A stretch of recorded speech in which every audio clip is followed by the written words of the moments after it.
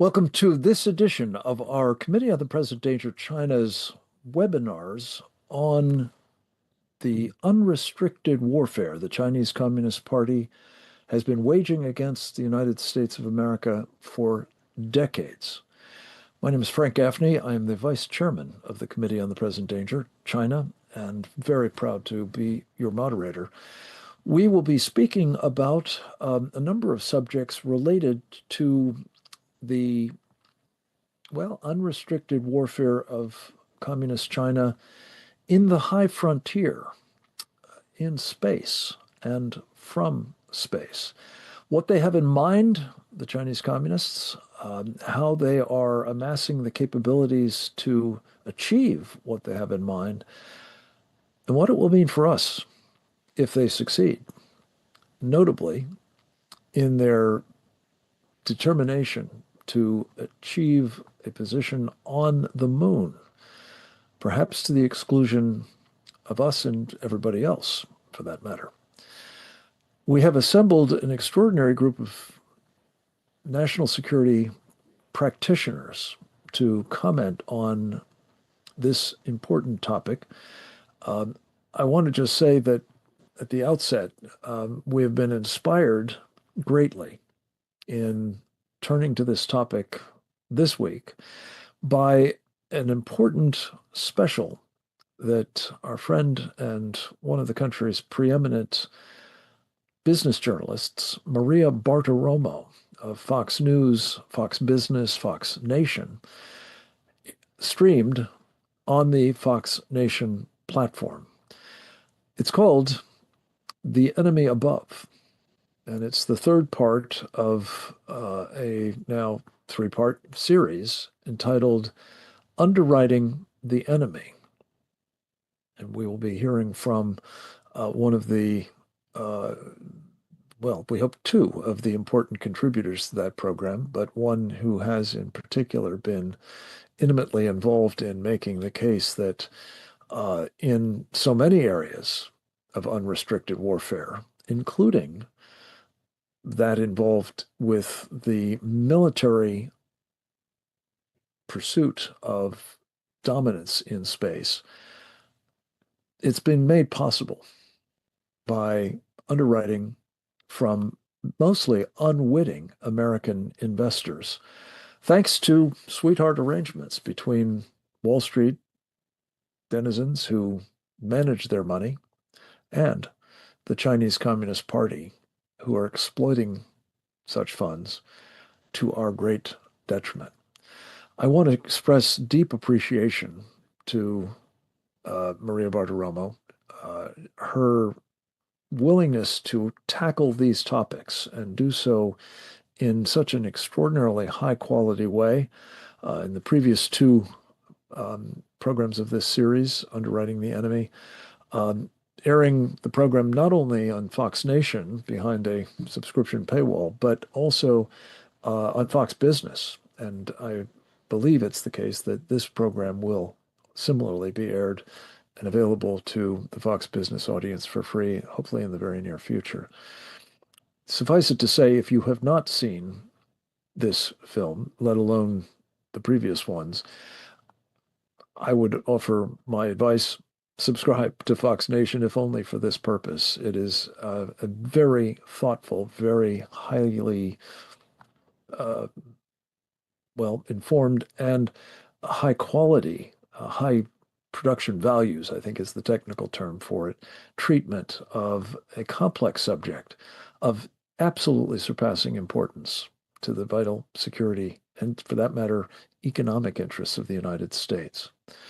We're going to hear first, as we often do in these webinars, from a man whose experience as a top naval intelligence officer informs the threat assessment that we are going to be teasing out in several of our presentations. But to begin with, we will hear from Captain James Fanell, United States Navy retired. In his last duty station, he was the Chief of Intelligence and Information Operations for the U.S. Navy's Pacific Command. Pacific Fleet. He has also gone on to other things, including serving at the moment as a senior fellow at the Geneva Center for Security Policy, and to a prodigious output, notably through outlets like American Greatness, where he has a column, and a book he jointly authored with Dr. Bradley Fair entitled Embracing Communist China, America's Greatest Strategic Failure. We'll go to a short video that we extracted from a powerful interview that he did with me recently on our program, Securing America on Real America's Voice. Let's go to that clip now. Space is as you've probably heard the saying, the ultimate high ground when it comes to warfare. And all of our systems inside the U.S. Department of Defense are reliant upon space-based assets, satellites and precision targeting and navigation tools that come from space that allow us to know where we are precisely on the Earth, allows our ships and aircraft to be able to navigate from point A to point B, and allows, more importantly, the ordnance that we fire to get to the right intended target for the right effect. So it's really fundamentally important. And we have concepts like in the U.S. Navy, the CEC, this Combined Electronic Center. I'm getting the acronym wrong, but it's this ability where everybody's seeing the same information. A lot of that is really dependent upon space. It's absolutely critical, and China knows that. And so what they're trying to do is distributed maritime operations is another concept where everything is distributed, but we can all see the same data because it's all being relayed to us through space. If that gets taken away, we become blind, one, to where the threat is coming at us, so we could be defeated, but also we can become ineffective in what we're doing. So it's absolutely critical. Last month, the International Institute for Strategic Studies put out a report that talked about China's telemetry, tracking, and command capabilities in space diplomacy. And they just listed some basic facts. China has 9 domestic telemetry, tracking, and command stations, 4 domestic satellite launch sites, 5 sea-based launched barges, 2 aerospace control centers, one in Xi'an and Beijing, several SIGINT satellites in low Earth orbit and geostationary orbit, over 18 overseas telemetry, tracking, and command stations that the PRSC has varying degrees of access to. They have 4 operational space event support ships, and 1 is being unleashed this year, so they'll have 5. And the PRC has space partnerships with at least 16 countries in Africa and 11 more in Latin America. So just from an infrastructure standpoint of space, that one report talks about how comprehensive the PRC's commitment to space is. So it goes from, being able to make sure they can launch stuff into space, then what they put in space can track us, track our ships, track our aircraft, and then they can also take out our own satellites, and then you talk about going to the moon and Mars. So it's a comprehensive agenda to be able to dominate space and to blind us. Thank you, Captain. This is just a sort of primer, but also a foretaste of what we're going to hear next from a man who has devoted much of his extraordinary professional career on discerning what the Chinese have in mind beyond some of the obvious indicators in terms of dominating what has been called the Earth-Moon axis. This is part of our strategic environment that is not always understood as such, certainly by most laymen in our country. But the Chinese certainly appreciate it enormously and are acting to exercise full control over it. As Richard Fisher made very clear in his contributions to Maria Bartiromo's special, an important piece of the factual underpinning of the assessment that we are in a space race, certainly with respect to the moon, but arguably much more broadly, that Rick makes, I think, as well as anyone. He is the senior fellow of the specializing in Asian military affairs at the International Assessment and Strategy Center. He's associated with Global Taiwan Institute and is the author most recently of China's Military Modernization, Building for Regional and Global Reach. The next edition might want to augment that to galactic reach to be more accurate in terms especially of the subject of today's briefing.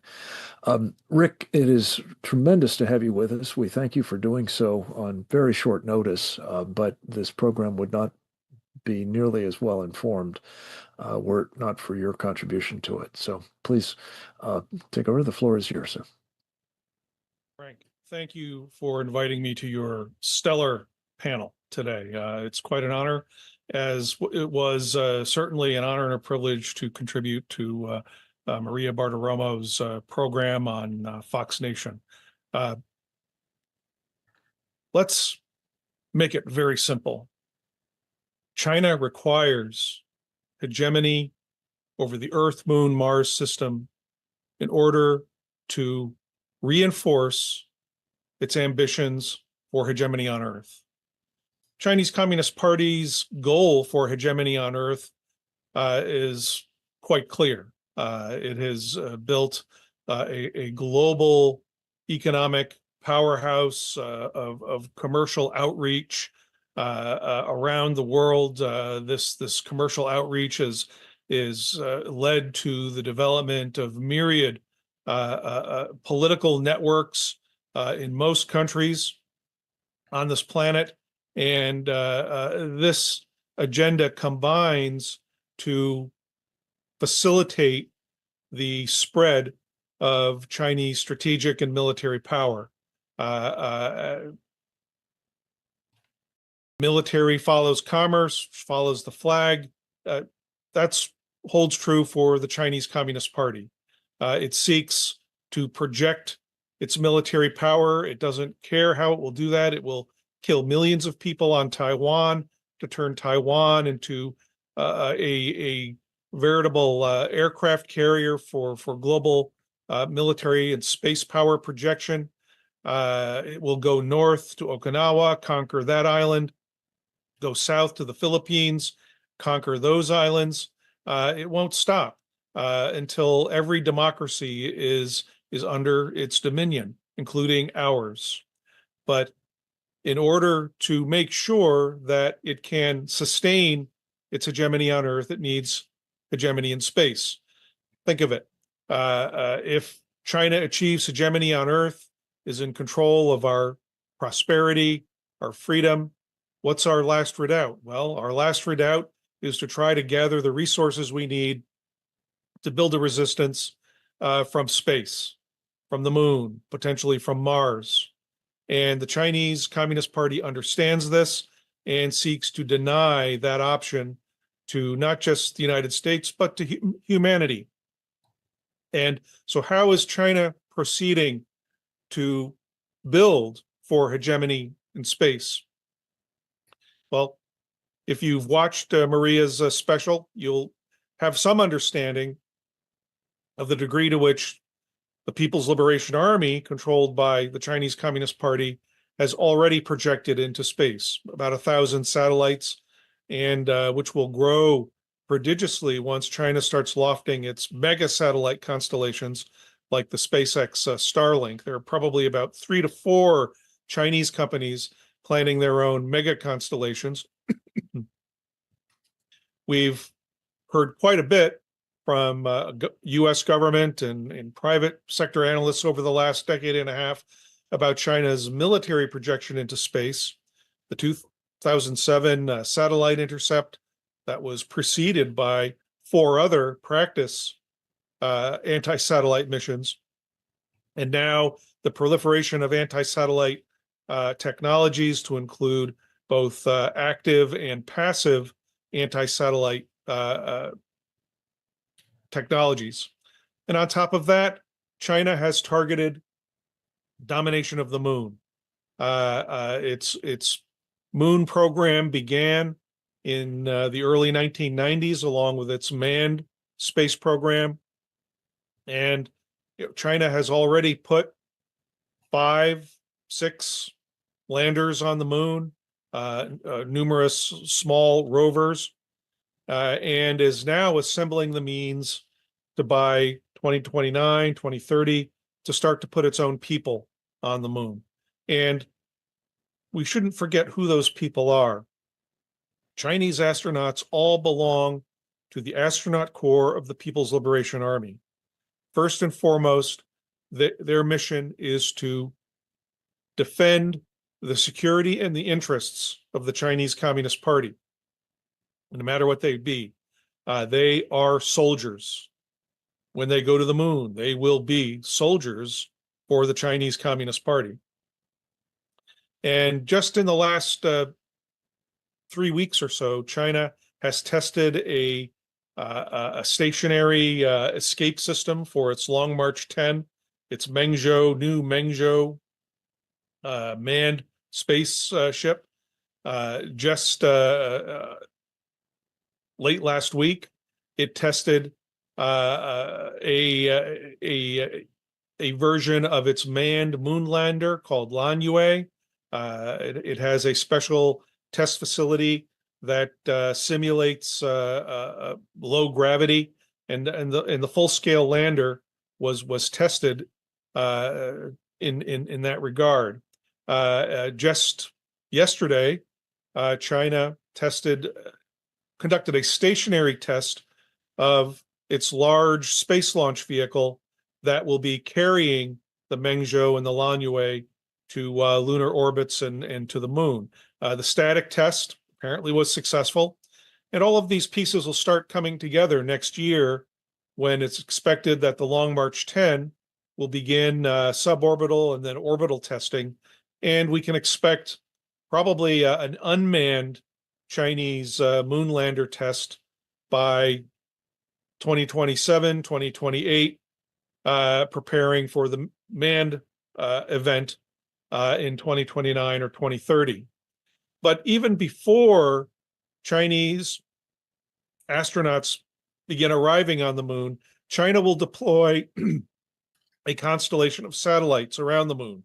These satellites will be for navigation, for communication, and observation. They will form an initial network for controlling what happens on the moon. They can be joined by combat satellites, and this constellation will be extended to Mars, probably by about the turn of the decade, in preparation for China's manned Mars program. And all of this, of course, is controlled by the People's Liberation Army for the benefit of China's strategic goals, which, as I've already mentioned, include establishing hegemony over the Earth, Moon, Mars system. The manned space program, the manned Moon and manned Mars program, basically provide a cover for the People's Liberation Army to deploy military assets amongst the so-called scientific assets in order to be able to counter or American space assets, and also to control access to the moon and access to the Mars, which, in a sense, China wants to control humanity's access to the future space economy, estimated to eventually amount to trillions of dollars in annual commerce. China wants to control this. It wants to have the power to deny this wealth to the democracies. It wants to be able to preserve its dictatorship over the Chinese people by ensuring that no other power on Earth is able to access the power of space, the wealth of space, in order to oppose its hegemony on Earth.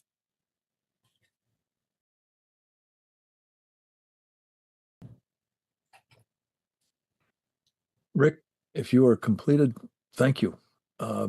That hegemony on Earth is, of course, very much uppermost in our minds.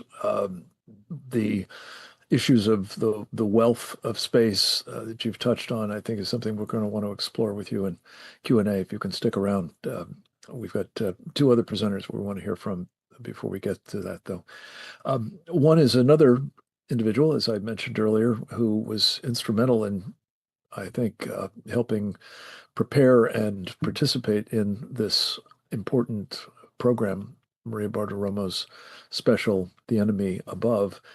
That would be Roger Robinson Jr., another very important contributor to these programs and the work of the Committee on the Present Danger China, a man who served President Reagan as his senior director for international economic affairs on the National Security Council. He had a very substantial role in helping President Reagan craft the strategy for taking down the last totalitarian communist regime that sought our destruction, namely the Soviet Union. Subsequent to his time in the Reagan administration, he served for many years, both as the chairman and the vice chairman of the U.S.-China Commission on Economic Security Review Commission, a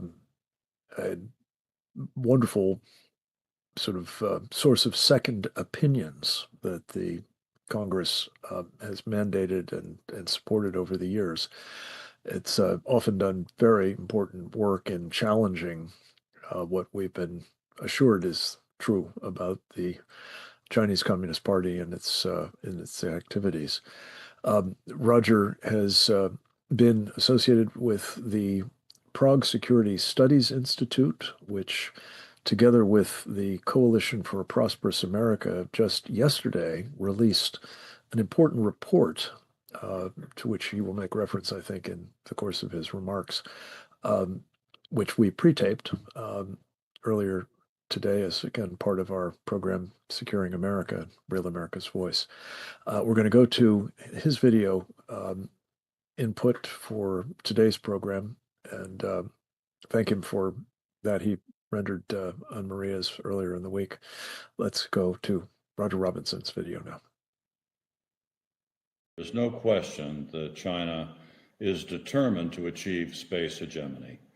They have looked at this as the primary asymmetric vulnerability of the United States that they can exploit to not only keep up with us, but to defeat us, both regionally and perhaps even globally, if they're able to execute their strategy in space, which is laden with counter-space weapons. So consistent with this goal, you can imagine their determination to win the moon race, which we've been hobbled in our technical ability and as well as funding. The Artemis program has been behind. We are not on a positive trajectory right now. We will need a push from the president and the administration in a priority resource funding mode in order to win the moon race. Now, the consequences of not doing so are dire. It is the strategic high ground. The Chinese, if they land on the moon, it will be in the dark side of the moon, probably the Shackleton crater, which is the most promising from the perspective of water, and being a lasting outpost for other travel in the solar system. So it's an essential way station, but it's also the life-giving quality of the moon could be there. They will plant their flag and on day one execute an instant replay of their illegal activities in the South China Sea, where they claimed the entire sea that controls 3 to 5 trillion a year in trade, virtually the entire South China Sea.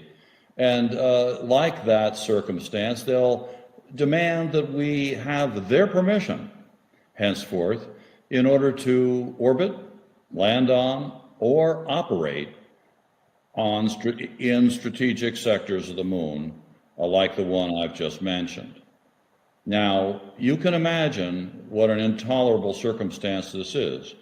I think they'll bring direct ascent missiles, co-orbital ASATs. They will bring high energy lasers. They will militarize the moon at flank speed. There's nothing going on here that's really geological, scientific, benign, the way we tend to explore in the moon circumstance and others. So this is a very perilous circumstance we're in right now. And so you can imagine with Golden Dome as well, trying to protect our country from incoming ICBMs, largely through space-based sensors and systems, what it would be like to have a set of missile systems beyond the Golden Dome, looking down on it from the ultimate high ground of the moon. So there are lots of different dimensions to this. Palmer Luckey of Anduril Industries in the documentary special, The Enemy Above, that you were just referring to at Fox Nation, hosted by Maria Bartiromo, stated very plainly, this is an aircraft carrier times 1,000. Now, I probably would use a little different analogy, but the point he's trying to make is this is the immensity of the strategic value of getting to the moon. First, it's a job that has to be done by us, as we've risen to other such challenges in the past, when the chips are down, and they are down now. This is something that the president and the administration has to enunciate, in my opinion, right away in a kind of Manhattan Project, Los Alamos context, if we're going to ensure victory in the high frontier. And I would just point, Frank, to a report that we just completed at the Prague Security Studies Institute after 15 years of steady research on the matter, as well as our partner, the Coalition for a Prosperous America. It's on both of our websites. In the case of PSSI, it's pssi.cz and prosperousamerica.org. But you can get your hands on this 17-page study. Why it's important. We talk about the relationship between what's going on up there and what's going on here on Earth. I would just say a quick word about what the Chinese are doing in the space domain on Earth. We looked at their efforts to penetrate 123 aspiring space nations, folks that don't have much money, that don't have much technical skill, and their approach to an international space partnership, as they called it, which are proliferating to scores of countries as we speak, is along the following lines. They'll come in and say, look, have we got a deal for you? We're going to get you the satellite. We're going to provide launch services. We're going to build the ground station. We're going to give you our positioning, navigation, and timing service, PATO. I'll get back to that in a moment. We're going to give you the operating personnel, the training, and subsidized financing, so that it's just $10 down and you've got yourself a space program. There are a couple of small caveats. One, you will have sole source contracts with us henceforth, meaning your space sector is now ours. And the second is that you'll be voting with us in all multilateral space fora, particularly those that control the governing standards and norms for space. We want those to be our terms of references, not the democratic countries of the world. So thanks in advance. You'll be signing on with us in an effort to achieve those majorities in places like the UN. So that's what we found here. More troubling still, Frank, not surprising to you, is that the Chinese military companies, space companies, who are the ones that are the front organizations for the CCP and the PLA, who are out there under PLA control, as is the entire Chinese space program, and they are attracting funds from our capital markets as well as our private equity funds. They have a number of subsidiaries, if not the companies themselves, that are listed on various exchanges in the world. We're buying their stocks and bonds, if you can believe it. We are funding in no small part the Chinese military space program today, run by the PLA. We are funding our potential demise in the moon race. Now, it sounds like a grandiose statement. It sounds a little bit of hyperbole here, but I can demonstrate all of this with empirical fact. That's the beauty of finance. It's a two-party thing. We can prove what we're saying, and this is the way it is. So the folks in the audience right now, unwittingly, in their index funds in particular, are helping fund and fuel the Chinese space hegemony that they seek, the moon as their domain that they seek. And it is Wall Street, yet again, and the private equity companies that you need to look to, both asset managers, index providers. They loaded up on thousands of Chinese companies that are in our market, some 5,000, that are sitting there collecting money and being traded in the world's most prestigious markets, which gives them entree everywhere in the world with our good housekeeping seal of approval.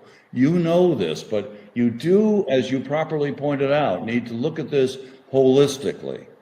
This is of a much bigger piece of funding the PLA and its modernization efforts through billions, scores of billions of dollars annually, without which they couldn't be anywhere near the peer competitor threat that they are.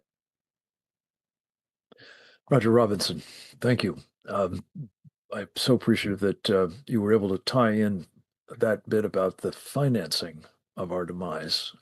That is a hallmark of course, your work and that of our Committee on the Present Danger, China. We're going to hear from another member of that committee, Captain Fanell and Rick Fisher, I'm very pleased to say, are also members of the committee. Roger has been collaborating with it for years, but from a sort of council view. But Greg Autry is truly one of the country's preeminent experts on space policy, space programs. He's had a distinguished record of public service, notably as a White House liaison to NASA during the first Trump term. He has also been, during that term, the nominee of the president to become NASA's chief financial officer. These days, he is an associate provost for space commercialization and strategy at the University of Central Florida, as well as the vice president of the National Space Society. He is the co-author with Dr. Peter Navarro of Red Moon Rising, How America Will Beat China on the Final Frontier. It's appropriate that we hear from a man who is a bit more, shall we say, optimistic about how we will fare in this competition with China to bring to closure this particular series of rather dire estimates of what the Chinese are up to and our ability to contend with it. Greg Autry, welcome back. It's good to have you with us, sir. The floor is yours. Thank you, Frank. I hate to rain on your Pollyanna parade, but I think the previous speakers were dead right on target. And despite the fact of writing a pretty optimistic book a year ago, I am less sanguine today than where I was when I wrote the book. So first of all, let me just talk about the thesis for the book. Red Moon Rising, my co-author is Peter Navarro. You might know that Peter and I worked together, 13 years ago no more than that, 15 years ago on Death by China, the book, and then the film, which was endorsed by then Citizen Trump at the time, and pretty controversially made the assertion that China was not our good friend in trade, in military cooperation, in environmental cooperation, and a number of other factors. At that time, there was a broad assumption among American intellectuals, in particular among American business leaders, and certainly in American academia, that working with China was the best thing that we'd ever done. Peter and I had come to the very stark conclusion that we were all being hoodwinked, and that we would find out that, in fact, China was actually operating a campaign of total warfare against us. And we started talking about this in the mid-2000s, which didn't make us the most popular people in our academic institutions, which were pulling in a lot of money from China and very eager to fill up as many faculty positions and student chairs with Chinese at the time. So we did a lot of background on that. I wrote a whole chapter in space for Peter's book before Death by China, and then I put a space chapter in Death by China as well, and then decided it was time to write a whole book. Now, when I was writing this book in 2023, several things were going on. One, the U.S. commercial space sector was booming and doing really well for a number of good policy choices that were made over time. And I've got to frankly give credit to some extent to every president, going back to Ronald Reagan, who established a couple of entities in the U.S. government to handle commercial space regulation and facilitation: the Office of Space Commerce, Department of Commerce, the Office of Commercial Space Transportation, and the Department of Transportation were both created back in the 80s, which was really, really farsighted. And the fact that they were there and relatively well run allowed us to get a jump start on every other country in that important commercial sector. So that was going along pretty well. In 2016, I had the honor to serve on the Trump transition team as part of the NASA agency review team, and helped set the really fundamentally disruptive Trump space policy. That space policy had made a bigger change in the way the United States approaches space broadly, including civil space, which is NASA, and military space, DoD, and commercial space that's handled out of Commerce and FAA and FCC, than had been done since the 1960s. No administration pushed us forward in space as much as the Trump administration did, going all the way back to the Kennedy years. We had 8 really important presidential executive orders, or space policy directives, that, among other things, committed the United States to returning to the moon in a permanent and sustainable manner to take advantage of the economic opportunities there for the U.S. It's very different from the Kennedy mission of sending a man to the moon and bringing him back safely so that we could say we did it, right? Nonetheless, though, that was important. And if you look at what happened in Space Race 1.0, you can see many similar things lining up in Space Race 2.0. And this is the point of this book. In Space Race 1.0, the goal was simply to go to the moon and come back alive. Kennedy laid down a very clear challenge to the Soviet Union and basically said it would prove our abilities. In his famous speech at Rice, he said, "We do these things not because they're easy, but because they are hard, and they'll demonstrate our economic and technical and political ability to execute." And he said to the world, "Here we are, we're going to show you, and guess what? The Ruskies can't do it." And he was right. Okay. And von Braun had talked him into this because von Braun was convinced the Ruskies couldn't do it. And when we did it, it was a sea change in geopolitical opinion. Up until that point, the Soviet Union was ascendant in so many people's eyes. They had seen the future and it worked. And there were many people ready to give up on the decadent West. And we were just going to fade into history and be replaced by this scientific socialist future vision out of Moscow. When the Russians failed in the moon race, the world noticed. It was the single most watched, of course, TV and radio event in human history, and probably the single most fundamentally cohesive moment for humanity. And it changed the perception of the Soviet Union. And you can almost chart the decline of the Soviet Union from that moment in 1969. Things began to go downhill throughout the 70s and 80s, and the Soviet Union, of course, was no more about 20 years after that event.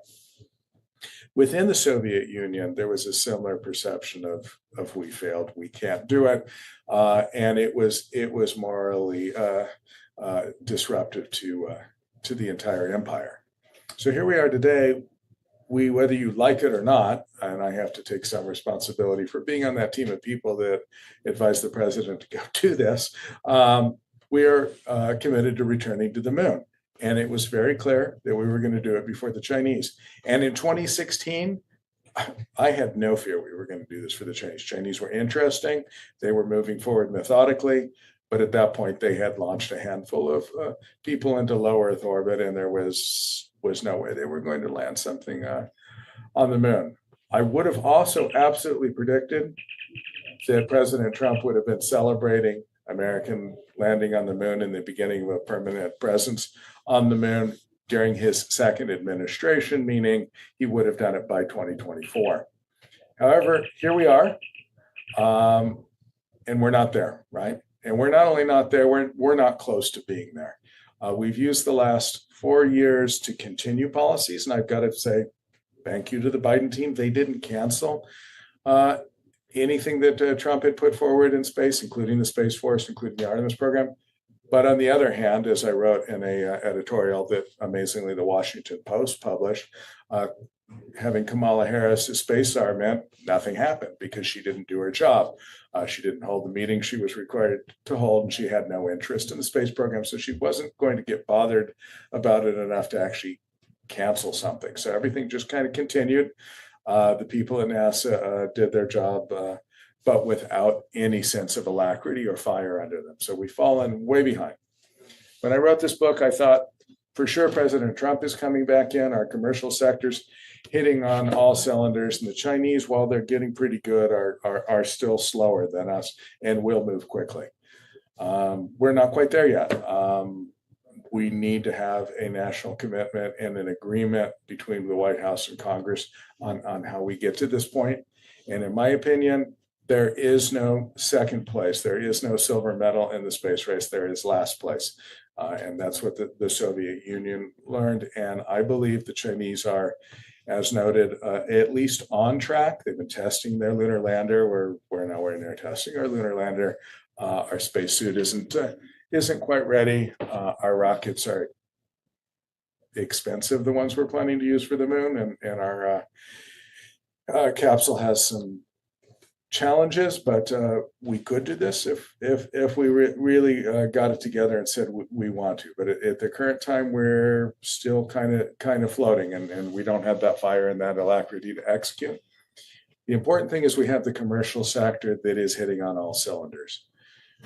When I wrote Death by China, there were 1,000 satellites in orbit around the Earth, and every year approximately 150 or so new satellites were added to orbit, most of which were there to replace something previously. And there was no significant growth in what was happening there. The United States had 0% of the commercial launch market, meaning if a Thai television station wanted to launch a satellite, or an Israeli communications company wanted to launch a satellite, or an American imaging company wanted to launch that, they did not use an American rocket to do it. They did it on European rockets, Russian rockets, and God forbid, Chinese rockets. We had 0%. Commercial sector stepped up, particularly with the efforts of Elon Musk at SpaceX. And by the time I was sitting on the presidential transition team in 2016, the United States had 70% of the global commercial launch market. Today, basically, the only reason anybody else launches anything besides American commercial companies is because they're subsidized national champions. There is no justification for a European launch service or a Russian space program. Frankly, at this point, on an economic basis, the US is completely dominant technologically, inefficiency-wise, and by volume. And there are 10,000 plus satellites in orbit now, an order of magnitude growth. Elon plans to launch 40,000 satellites. Just a couple of days ago, I watched his rocket launch Jeff Bezos's Kuiper satellites, which will also include thousands and thousands of satellites. We're at a point where amazing things can happen with our commercial sector.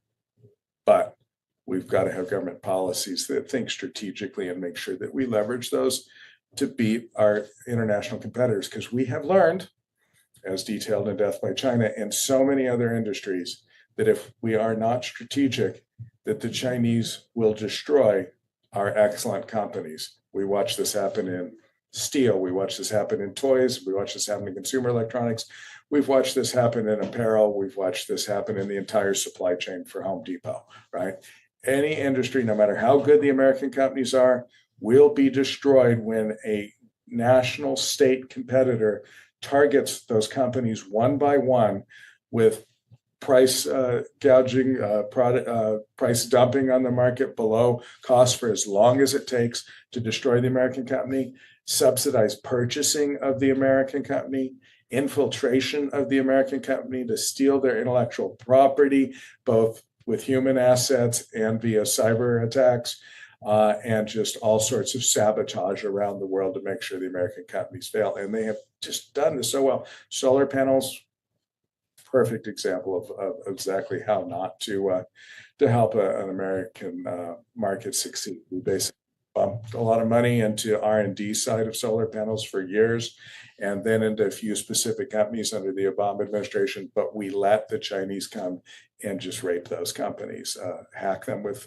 cyber tools, infiltrate them with spies, destroy them in the market with price dumping, and then we let them buy those companies and take their intellectual property to China. And we let Wall Street invest capital in the Chinese competitors that were being backed by the Chinese government. So the Chinese government didn't even have to fund the destruction of the business we had created. China is on target for commercial space exactly the same way. And they intend to destroy these American companies. And I have every reason to believe they will if we don't react strategically. If we take the libertarian, just get government out of the way and free market magic will happen, I tell you, we're going to end up exactly where we were with every other industry that they wiped out. I'm the biggest believer ever in free market competition within a free market. But there's a reason that we don't let our urban businesses do business with the mafia, right? Because of the problem with racketeering. And if there's a competitor who's willing to break all the rules and break kneecaps and do whatever it takes to destroy your businesses, you can't allow them to be in a market with those folks. You have to protect them from the bad guys. And sometimes you've got to be America World Police. And that's where we are with the commercial space industry, still ahead, but at risk. The Chinese are absolutely after it in the worst way.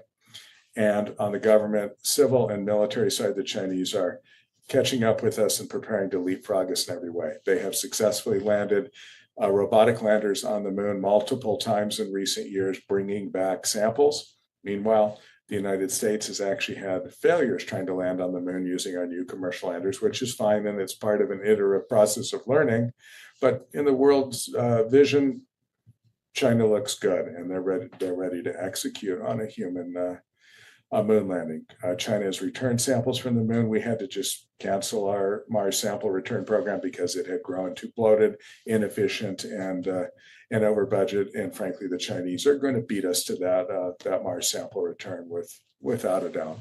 So at this moment, I am concerned, waiting to hopefully see an announcement of a new NASA administrator shortly, and hopefully the establishment of a National Space Council like we had during the first Trump administration that will lay out strategic national goals and move us forward with a sense of alacrity. There's some really good things coming out of the Trump team recently, most notably some changes announced 2 days ago in an executive order to address regulation issues within the commercial space industry, and most specifically take that Office of Space Commerce, restore it to its position, reporting to the Secretary of Commerce, to create new capabilities for the Office of Commercial Space Transportation and create a new individual position to report to Sean Duffy, the head of DOT, who is also the interim head of NASA for Trump. Super excited about that. Really great idea to fund nuclear power systems in space, starting with nuclear power systems on the surface of the moon. Really critical to fulfilling the president's commitment to a sustainable presence on the moon, because the moon has nights that last 16 days long and get to hundreds of degrees below zero. You've got to have a consistent power source, and it can't be solar because it's nighttime for 16 days. So nuclear is super important there. I'm excited about the direction we're going. We need to really kick it up a notch, and soon. That's what I've got, Frank. Happy to take Greg, it. thank you. You've set a very rich table for us. I'm delighted that Rick Fisher is still with us, and we can have a bit of back and forth. And thank you for, the corrective right out of the gate that you're not Pollyannish about this at all. And I'd like to focus, if I could, on both the Chinese side of the ledger and our own, to sort of round out our conversation here in the next few minutes. Roger Robinson talked about the Chinese being able to, essentially dominate. And I said, I think, the Earth-Moon axis. I meant the Earth-Moon system. You've added Mars into the mix. The reported timeline for the Chinese getting to the moon is 2030. I guess I'd like to start by asking both of you, do you think that's in fact what they're shooting for, or do you expect to see them getting there sooner? And again, sooner than us, more to the point. Should we start with you, Rick? Sure, yeah. Many Chinese unofficial commentators expect an initial formal manned moon landing by 2029. The Chinese officially say 2030, but it wouldn't be beyond Chinese capabilities to stage something of a surprise and get there up to a year before that point. Now, of course, we'll also... Before 2030 or before 2029? Yeah, before 2030. But we'll also be seeing from now until 2030, a kind of constant stream of test exercises. The Space Launch Vehicle will go into low Earth orbit. It will conduct circumlunar missions around the moon. It will bring unmanned passenger capsules, unmanned moon landing vehicles to lunar orbit. There may even be an unmanned landing of the moon lander, and then a recovery back into lunar orbit. All of this will be trumpeted via the Chinese propaganda edifice, which is deep and massive, and it will end up being a constant cacophony of inevitable Chinese progress towards the moon, whereas as much as we admire all of his accomplishments, SpaceX, Starship blow up on the Earth or in orbit, have yet to succeed in achieving one orbit. Blue Origin, the other candidate for a moon landing vehicle, is making some progress, but not very rapidly. And it does not appear that the American current goal of sending people to the moon by 2027 is going to be met. Now, I'm happy to be wrong in that estimate, but The pieces are not coming together very quickly. And our enemies, China and Russia, fully understand that creating military incidents on Earth, creating wars on Earth, is a sure way to divert American attention and American funding away from the goal of getting to the moon and then getting to Mars. Greg, your thoughts, sir? Yeah, absolutely. First of all, I'm just going to be super cynical and say I would gladly put every dollar that I have on the bet that China will beat us to the moon. That's where we are right now. That's not destiny, but that is the direction we're heading right now. And most of this is not entirely a technical challenge. It's a policy challenge, and it's a way of thinking about the problem. And I want to be fair.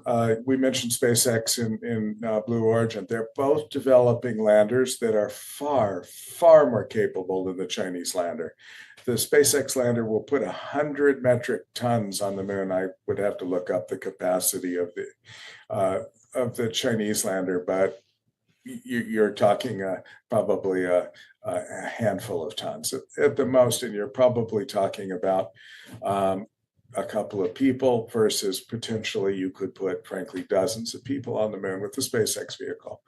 The Blue Origin lander is going to land considerably more than the Chinese in weight, be reusable, and also be capable of carrying 4 or more people to the surface of the moon. Both of these systems are just much more sophisticated than Chinese. But my question is, when the Chinese beat us, is Congress, the next Congress, mind you, not this one, whatever Congress exists in 2028 or 2029, or the White House, whatever White House we have in 28, 29, going to keep funding our silver medal effort? I don't think so. I think that's very dubious. I fear we followed what exactly the Soviets did when they lost the first time and said, we're not putting good money after bad. There's nothing to show here. We've got real problems right here at home, many of which the Chinese are helping to create and exacerbate intentionally every day. And let's deal with those problems. So I believe we have to be both first and best. And right now we're on track to be best, and that's not good enough. There are ways to be first. Greg, let me ask you to respond to something that Rick was talking about earlier, and Roger to some extent as well, and that is this idea that the Chinese would have of actually exercising military control of the moon. Rick, I hadn't heard about this idea of having orbiting satellites around the moon, exercising that before they get actually physically on it. But could you comment on whether that's the trajectory as you see it that they're on, and what are the implications of that? Congress may not have, much of a say at that point. Would they? So there's military control, meaning you have the physical kinetic power to stop other people, and then there's legalistic control, right? And they're going for legalistic control first.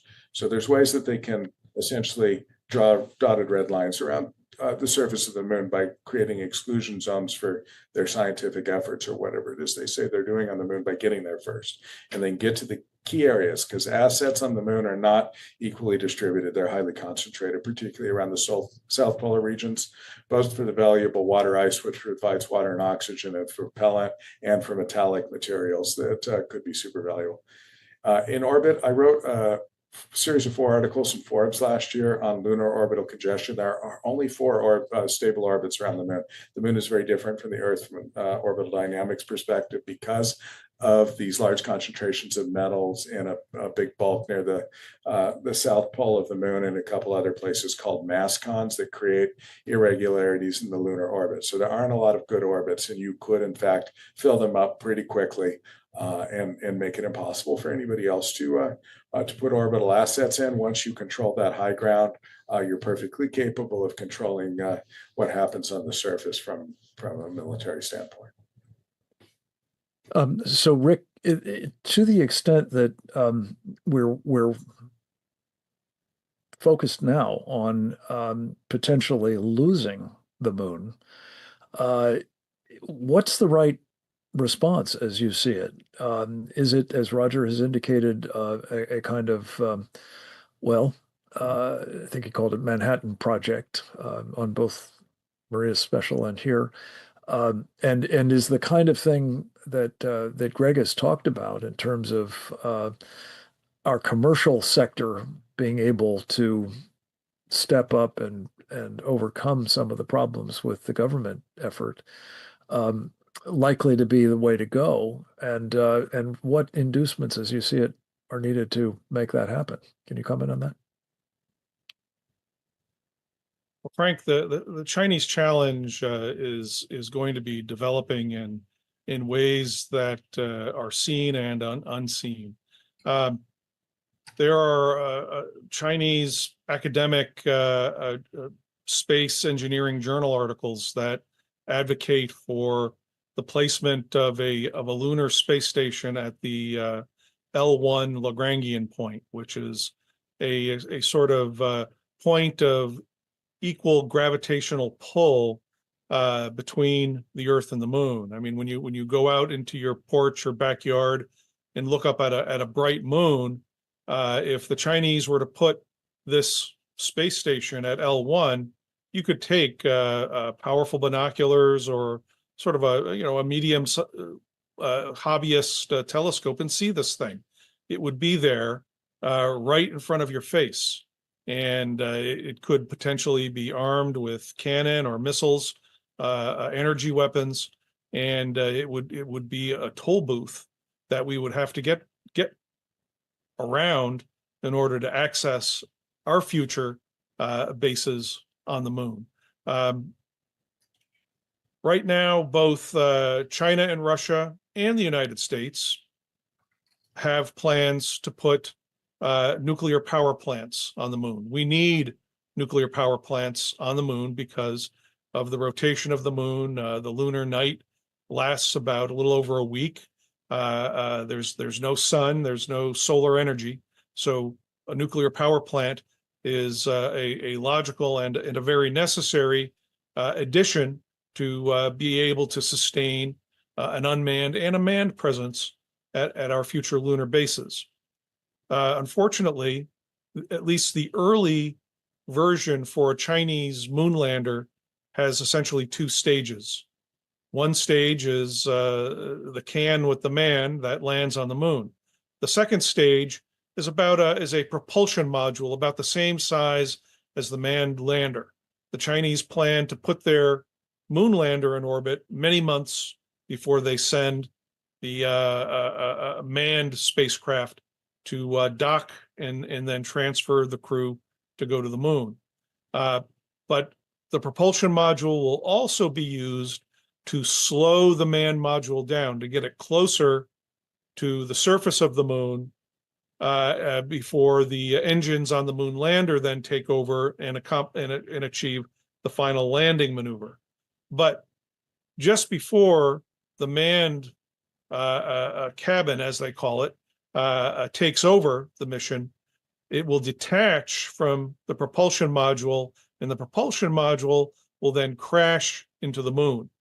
This was a method originated by the Soviet Union in their early manned moon program that quite literally never got off the ground, but they definitely tried. And so I look at the next decade in which China, Russia, and the United States are building a greater presence on the moon, deploying these very necessary nuclear power modules. And there's the Chinese just basically bombing the moon. Now, they may try to reassure us that their propulsion module will make a controlled crash nowhere near anybody's essential settlements. But that's a threat in itself, that Yes. they could conduct a quote unquote accident that could target our nuclear propulsion system, nuclear power system on the moon, and create great havoc for our lunar program, the willingness of our partners to cooperate with us, especially if this so-called accident involves loss of life. Any comments on your part about that, Doctor? No, I am in full agreement with that, and I think that that is where we are. I don't see any reason why we can't counter all this, but their system is well designed, and they've been executing well, and it is simpler, and there's every reason to believe they will get it done, as he mentioned, a year or two ahead of schedule, which just so. Let me ask you this: I think it was you, Greg, who was talking about this enormous wealth to be tapped in space. Could you explain a little bit more about where that resides? Is this mining the moon, mining asteroids? Is it some other kind of, tourism, commercial operations there? And would that create perhaps an incentive for getting much more serious about this, that you'd think national security considerations would be sufficient, but evidently not. Yeah, Yeah, Greg, please. Did you have something to say? No, go ahead, Greg. Go ahead. We'll get to Rick in a moment. Starting with the national security considerations. So the U.S. Space Force has been created. It was a very important thing to do, to create a group of people whose mission is very clear, whose leadership understands the domain from the top down. Back when most of the space assets were under the Air Force, you had some over in the Navy and some over in the Army. And all of those people were led by leaders who did not understand what they were doing. That wasn't great. So we're in a better position. The question is, what is the purpose of the Space Force? And kind of within the Air Force point of view, the purpose of the Space Force is to help provide tools that allow for air superiority during terrestrial conflicts. And from the Army and Navy standpoint, it's to augment their forces on the ground. When you start talking about the fact that we're going to have an economy in space that's producing value by extracting resources from heavenly bodies and creating new things, and you need to defend that from a peer competitor, you start getting an area where there are people in the military and Congress who will oppose you talking that way. They want space to be a kumbaya global commons, or they maybe just don't want to worry about it, but they don't want to give Space Force that mission. Space Force needs to have that mission. On top of that, though, we need to realize their job is simply to allow the commercial industry to prosper. You can't do it on your own. You can't occupy and hold a territory, which is the military. You can destroy a territory, you can occupy it, you can kill everybody, but you won't hold it unless you actually own it and develop it. And that's just been proven so many times in history. My undergrad's in history. I went and I gave a talk to the Space Force a year ago, and I started out with a picture of Laura Ingalls Wilder's little house on the prairie, the actual house you can go visit. I said, this is what won the West. It wasn't the 7th Cavalry.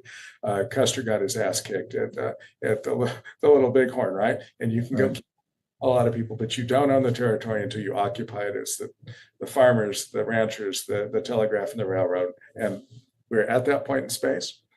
It's hard for people to imagine that, wow, we're going to go get stuff off the moon, make something out of it, and bring it back to Earth, and that could be valuable.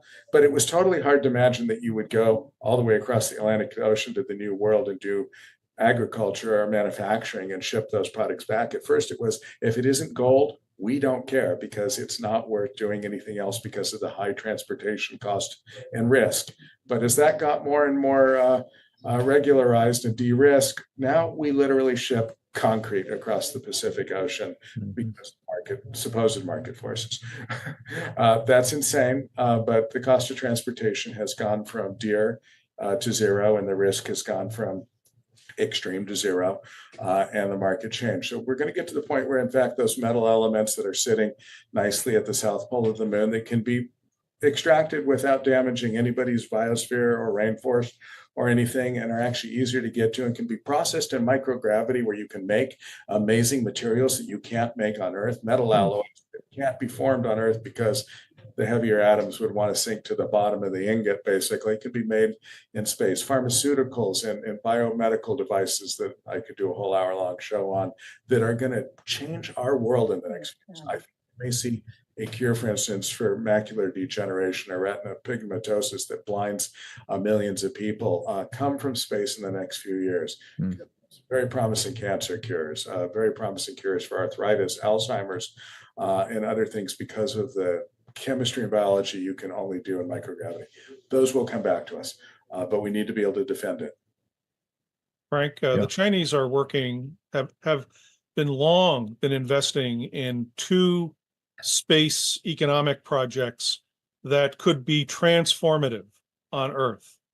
The first is they are investing heavily in trying to be the first nation to master fusion energy, essentially creating the chemical reaction of the sun within a contained vessel, contained by magnetic power, but with the ability to produce just exponentially far greater power than even a nuclear fission reactor.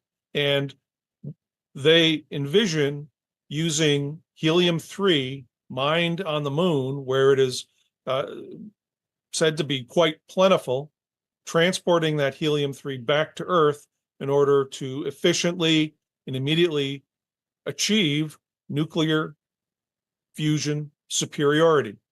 That alone would put the oil barons of the Middle East out of business.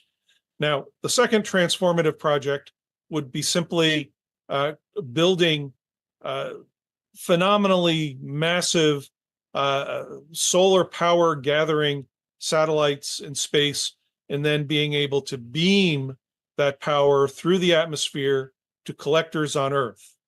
When I spoke with Chinese engineers a little over a decade ago at the International Astronautical Congress, they told me that, yeah, they were within 5 or 6 years back then of being able to master the transferring of electrical power from space through the atmosphere to Earth gathering systems.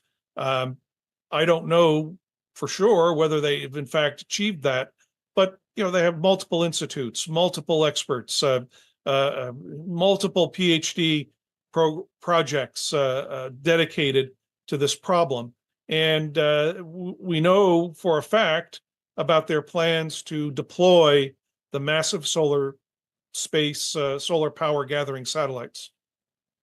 They will do that, and those satellites are dual use. They can both power a city and fry one, depending on how you tune and focus. Indeed. I remember Lieutenant General Steve Quast, one of, I think, the more visionary senior officers in the U.S. Air Force, talking about those power options years ago, and it sounds as though this is now in prospect. Let me ask you both to comment on something that Roger alluded to. If to some extent what's going on here is understandably, there are a few other things going on, but the president is not giving this focused attention. And it would seem, things like setting up the Space Council, for heaven's sakes, should be, an afternoon's work rather than something that's still not done 7 or 8 months into the administration. But he has made a personal priority, as you both know, of course, of having a missile defense. He calls it the Golden Dome, part of which is going to be in space. And if Roger's right that what you're talking about, if there is a Chinese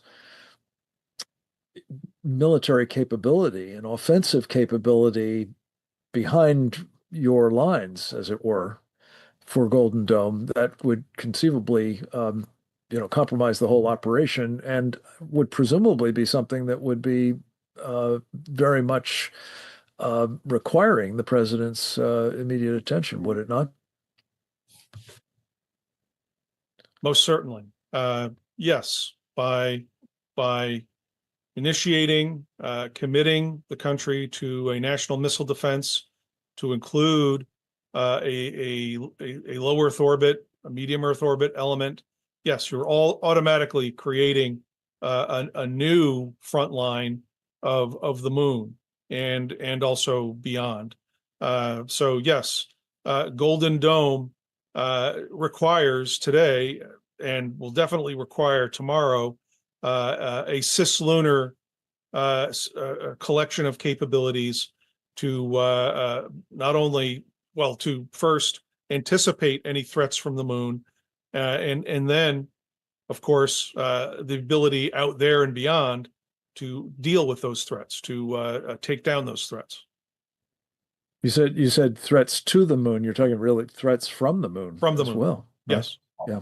There's threats from the moon, there's threats to our assets in the moon, and then there's threats to our Golden Dome assets in space. Because when you're on the moon or at higher altitudes than where Golden Dome will be operating, then you've got the high ground on that. So your defense posture has to continually evolve. But we've got to be fair. One gets the sense that President Trump understands this. I think that he does, and I don't want to fault the president for the fact that we're not moving forward with alacrity on these programs. They're very busy. They were handed a shit show from the last administration. Sorry for using that word, but I don't know what else to say. We've got the border problem. We've got a crime problem. We've got a massive trade problem, and China is working us on a dozen fronts. So, well, when Obama canceled the moon program, he gave the Chinese 10 years. That was a massive self-defeat. But I'm not going to point them at the current administration. Yeah, let's get on with it.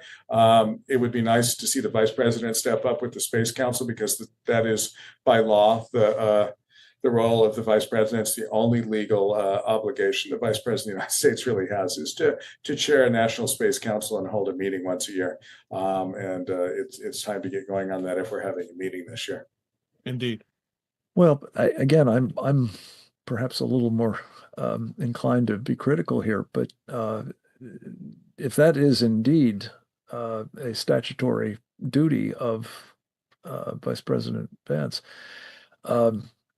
and given what you've laid out, and as if Roger and Jim Fanell here in this webinar, the idea that it would be sufficient unto the day to have an annual meeting of the Space Council. If it's not, a weekly meeting, it would seem to me it ought to be at least maybe once a month.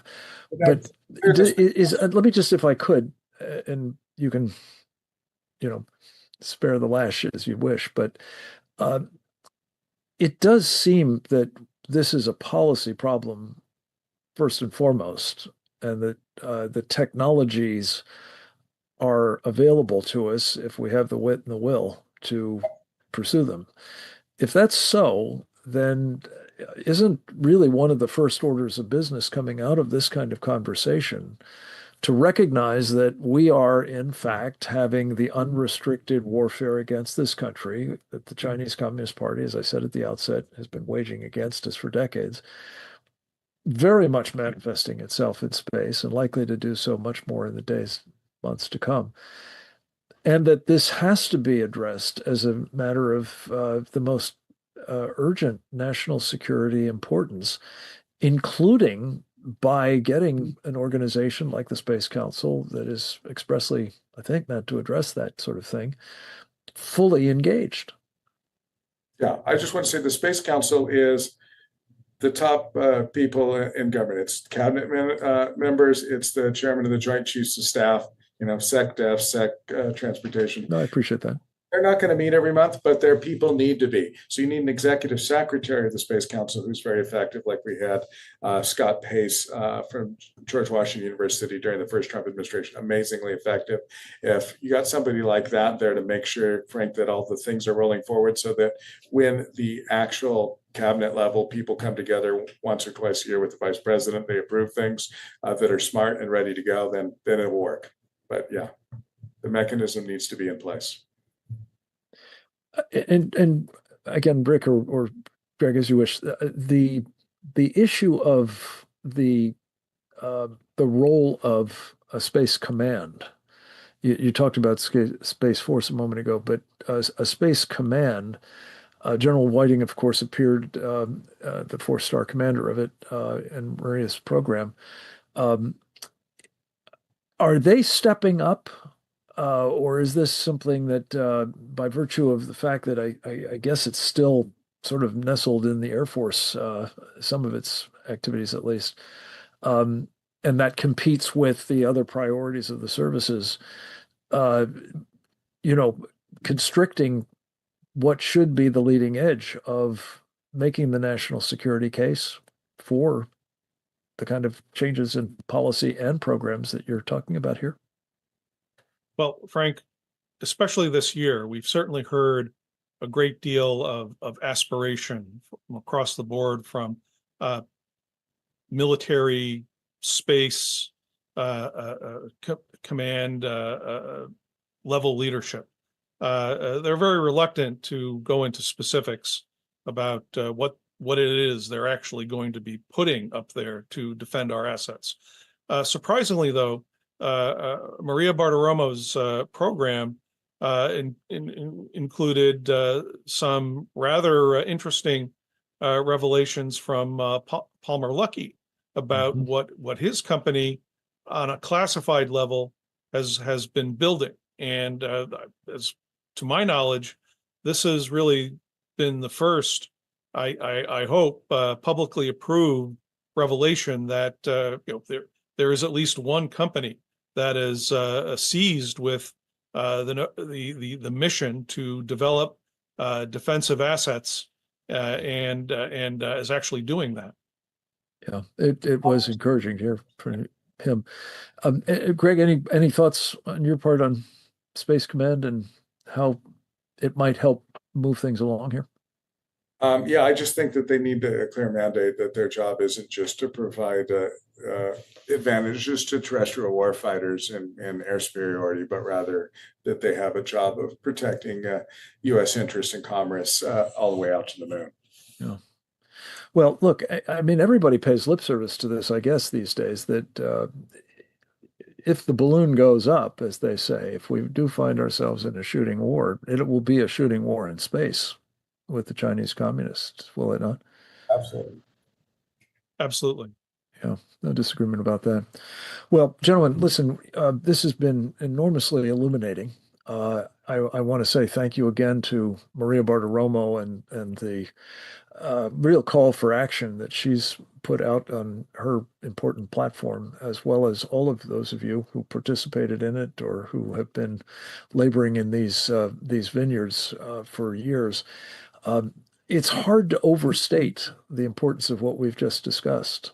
The degree to which truly what goes on here on Earth will be impacted by who controls the heavens is something that I just don't think can be characterized as other than a top priority. And I also just wanted to say, Greg, thanks to you and to Peter Navarro and the work that you've done going back to Death by China, if not well before, in making clear that this sort of libertarian passivity, as you put it, I think, in terms of the Chinese practice of destroying our companies, serially. Industry after industry, sector after sector. Another very, very important aspect of this unrestricted warfare against us.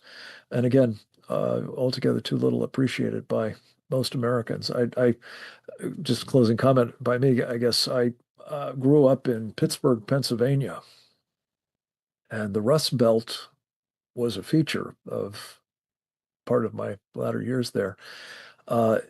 And there was, I don't really remember anybody talking about it as other than just sort of a regrettable thing, as opposed to a direct result of the takedown you mentioned of our steel industry, among others.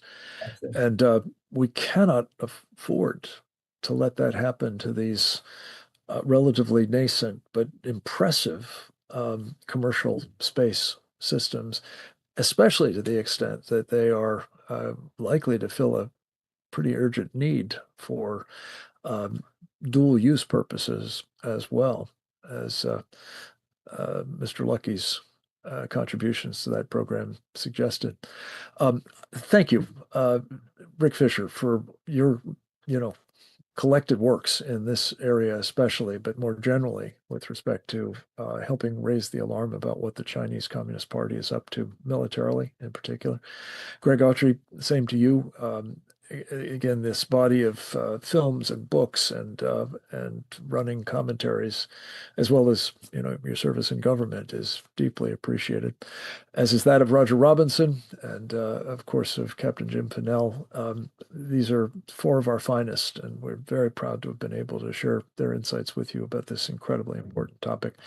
I hope you come back to us next week for more on what the Chinese Communist Party is doing in the way of unrestricted warfare against our country, and how American elites are enabling much of it, including with your money. God bless you all. Thank you to Oleg Atbashian and our friend Didi Logason for their help with this program as well. We'll talk to you next week. God bless. The recording has